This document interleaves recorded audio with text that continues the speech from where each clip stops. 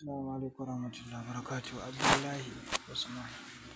Ga dukiyanka nan insha Allah an tura maka kamar yadda kake gani. Ga shi nan insha Allah an riga an sa maka yau. Muna 20 ga watan Janairu da fatan muna cikin ƙoshin lafiya. Ina maka fatan alkhairi. Alhamdulillah. Ka yi min maganganu kala-kala game da haka. Amma duka ba komai. Masha Allah. In dai kuwa ka san cewa matsalarka kuɗi ne to kar ka wuce wannan bidiyon. Assalamu alaikum wa rahmatullahi ta'ala wa barakatuh. Al'ummar musulmi na faɗin duniya musamman mutanen Kamaru, Togo, Algeria, Mali, Burkina Faso, South Africa, Abu Dhabi, Kwatano da sauran ƙasashe. Mutanen ƙasashen ƙetare, mutanen jihohin da suke cikin Najeriya, mutanen da suke Kamaru, na kusa da na nesa, ina muku fatan alkhairi. A wata tambaya da aka yi akan aikin tasrifi cewa mutum ko a ina yake za a iya gabatar masa da aiki, to ko ina za a iya gabatar maka da aiki. Ko kana cikin rijiya ne kowace ƙasa za mu iya gabatar maka da aiki sannan aikin ka ya same ka ya riske ka. Wannan ba matsala ba ne ba insha Allah. Sannan ga duk mai buƙatar aikin mu muna ƙara jan hankalinku mutum ka samu tabbaci na gani da kuma na ji da kuma na fahimta da kuma na yiwuwar abu mai yiwuwa ne ko ba mai yiwuwa ba ne ba.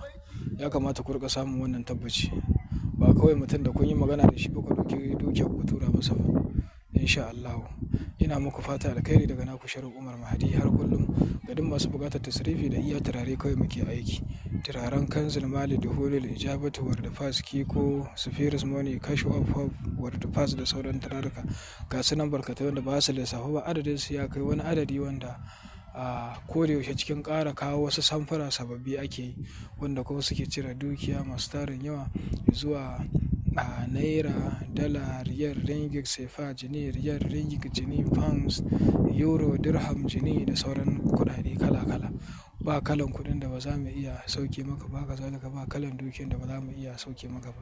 Ko da riyal ne kuɗin Saudiya, sannan ko da a Saudiya kake, ko da a wani gari ko a wace jiha kake.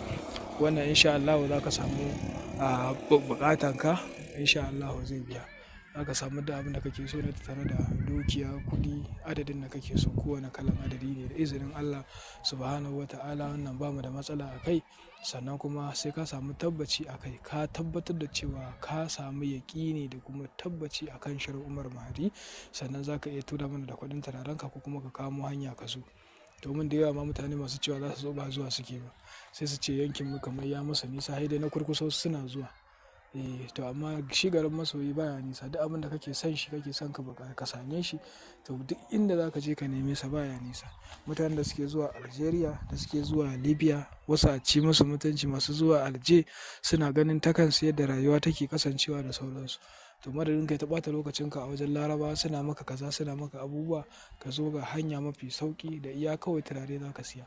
Insha Allah. Mu maka aiki ko ka yi da kanka, mu baka aikin ka yi ko kuma mu mai maka aikin da izinin Allah. Kada a manta da subscribing da sharing a daidai wannan lokaci da kuma watan da muke ciki. Ina mana fatan alkhairi.